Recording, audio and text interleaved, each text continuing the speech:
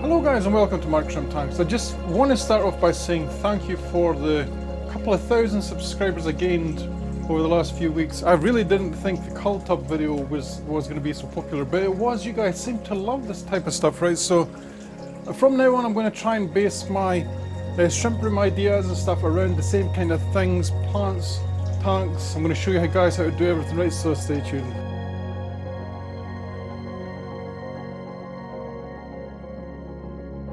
Okay, so I thought I'd start in the beginning for all you new guys that have joined. I thought I'd do the tank that I did this is probably the tank that made me more famous on YouTube as a shrimp keeper, because I was able to breed literally tens of thousands of crystal red shrimp in this tank, right? So we're going to go over everything in its entirety. First things first, right? This tank is 220 litres full. It has a canister filter over there in this corner. It also has a pot mini filter here, and it has another pot mini filter type modification here as well. The water that is in this tank comes from my reverse osmosis unit over here.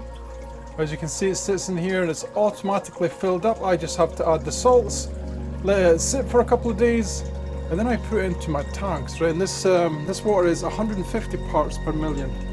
The main plant in this tank is saltwater tank. This plant was actually a little piece of a plant that I got once from an order of shrimp. And this is what it's grown into. I've literally grown tons and tons and tons of it.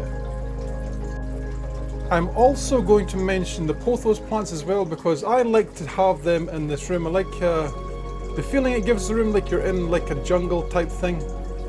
Another plant that we have in this tank that I've tried to grow quite a few times but been very unsuccessful is a type of moss.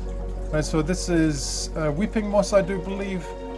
I have tried to grow it quite a few times in different tanks and I have been very unsuccessful, right? But you will see in a minute, up the top here on the spray bar, what happens here is the algae grows down from the water, from the spray bar, and then the weeping moss grows up the algae to the spray bar, right? And it's all the way along here, all the way along the back. It looks really, really cool. The substrate in this tank is called akadama. Some of you will know what that is. It's a bonsai potting soil. It's the hard type as well. If any of you guys ever get akadama, just please make sure that you get the hard type, because if you get the softer type, you will have issues with it melting in your aquarium.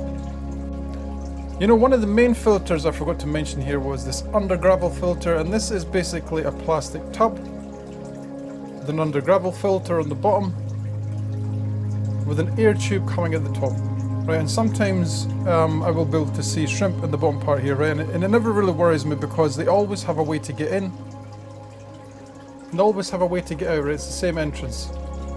I see them in the tube here a lot feeding, which is quite cool. The thing at the back here is a soaching oxidator. I will include some macro footage of this so you can see how this works.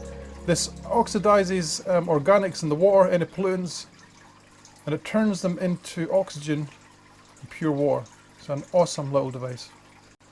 The other things I have in this tank are leaves, quite a lot of leaves. These are Indian almond leaves. I have my own little Indian almond leaf tree. These ones are bought, but I do get them off my little tree as well. I'll show you that in future videos. This is old sea mud, which crumbles if you touch it. Let's see, what else do we have here? We have, I'm not sure what that is, maybe a bit lava rock. Tourmaline mineral ball. Now, a lot of people have said to me before that these are like a gimmick. These aren't a gimmick. The type of material that these are made from, it releases negative ions into the water, right, which is quite important in a shrimp tank, because negative hydrogen ions specifically help lower and clean the water, right? So these are not a gimmick. Lots of shrimp, tangerine tigers, Michelins. Michelin, by the way, guys, is a word used to describe a crossbreed, right? There's lots and lots of crossbreeds in here. I'll try and get some of the crossbreeds on camera as well, but a lot of them are very, very small. This is a piece of bentonite clay. And this piece here is a piece of pumice, I think.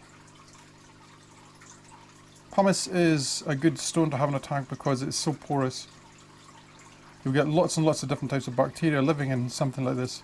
And normally you'd have this in a filter, but just in this tank it's lying on the bottom. Shrimp like to feed off it, as you can see, so it's a good thing to have. Garden Island Tom's Shrimp Pudding Classic, and it is a paste type food that kind of lets off like a fog, a plume of nutrients into the water, and it's really good for baby shrimp as well. Right, so I'm going to get some macro footage. I want to thank you guys for watching. I want to thank you guys for the 28,000 subscribers. It's really, really appreciated.